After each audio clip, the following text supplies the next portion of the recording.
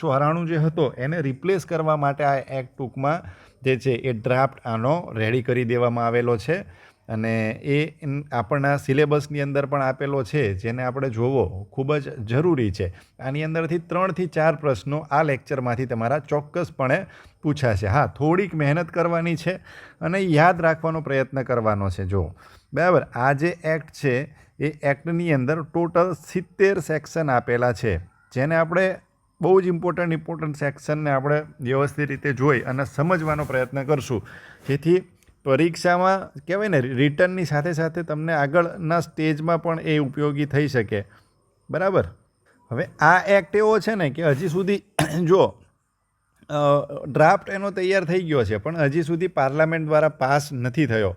બની શકે કે એક બે સેશનની અંદર પાસ થઈ જશે, પરંતુ તમને જે કહેવાય ને કે જે જેલને મોડર્નાઇઝેશન કરવા માટે અથવા તો જેલમાંથી એને સુધારા ગૃહમાં કન્વર્ટ કરવા માટે ખૂબ જ જરૂરી એવા જે કહેવાય ને, આની અંદર જો પહેલાં જેલને મતલબ જેલ પૂરતો મર્યાદિત રાખ્યો હતો કે ભાઈ કેદીને જેલમાં પૂર્યો છે તો જેલમાં કઈ રીતે કેદીને રહેવું જોઈએ. આની અંદર જેલ પછી પણ એને કઈ રીતે રિહેબિલિટેટ કરી શકો, કઈ રીતે સોસાયટીની સાથે તાલમેલ કરી અને પોતાનું જીવન લો અબાઇડિંગ સિટીઝન તરીકે કઈ રીતે સ્પેન્ડ કરી શકે, એના વિશેની ચર્ચા પણ આની અંદર કરવામાં આવેલી છે. એટલા માટે ખૂબ જ ઇમ્પોર્ટન્ટ છે. તો સૌથી પહેલી ડેફિનેશન છે 2 નંબરની જોઈએ. સિવિલ પ્રિઝનર કોને કહેવાય?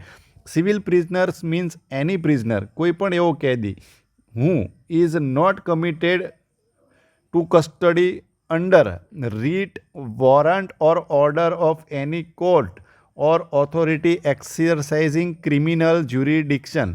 બરાબર, કોઈ એવા કેદી છે, કોઈ એવો કેદી છે કે જે કસ્ટડીની અંદર તો આવેલો છે, પણ એ કોઈ રીટની અંતર્ગત નથી આવેલો, કોઈ વોરંટ અંતર્ગત નથી આવેલો, અથવા તો કોઈ કોર્ટના ઓર્ડર અંતર્ગત નથી આવેલો, અથવા તો કોઈ એવી ઓથોરિટી કે જે ક્રિમિનલ જ્યુરિડિક્શનની અંદર હોય, કોઈ કોર્ટ અથવા તો કોઈ એવી ઓથોરિટી જે ક્રિમિનલ જ્યુરિડિક્શનની અંદર હોય, એના અંતર્ગતના ઓર્ડર અંતર્ગત નથી આવેલો, તો એવા કેદીને આપણે શું કહેશું? સિવિલ પ્રિઝનર તરીકે ઓળખીશું.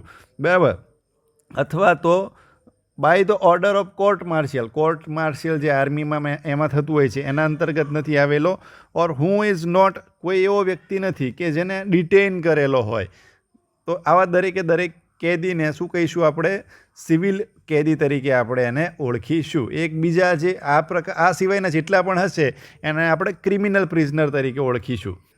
તો અહીંયા ક્રિમિનલ જ્યુરિડિક્શન એટલે એનો મતલબ કે ફોજદારી જે કહેવાય ને કે ફોજદારી જ્યુરિડિક્શન ધરાવતો કોઈ પણ કોર્ટ અથવા તો ઓથોરિટીના કોઈ ઓર્ડર અંતર્ગત ના આવેલો હોય, બરાબર, એવા કેદીને આપણે સિવિલ પ્રિઝનર તરીકે